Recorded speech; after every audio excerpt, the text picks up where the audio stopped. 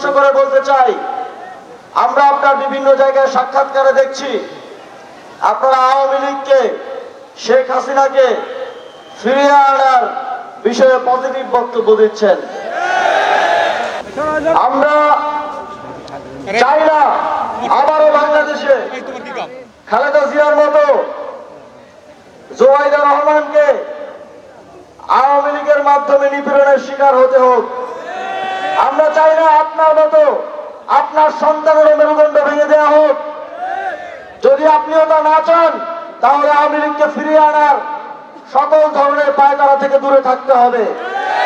আর যদি আপনারা তা করেনি, তাহলে আগামীর বাংলাদেশে আমরা তো আরো দীর্ঘদিন রাজনীতি করবো ইনশাল্লাহ। বাংলাদেশের জনগণ ইতিহাস মনে রাখবে ইনশাল্লাহ।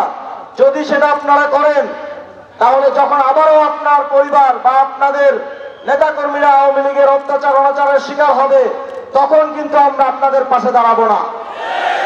তখন কিন্তু আমরা রাজপথে বিগত সময়ের মধ্যে সরব থাকবো না। আপনারা যদি ভুল করেন, সেই ভুলের কর্মফল আপনাদেরকেই ভোগ করতে হবে।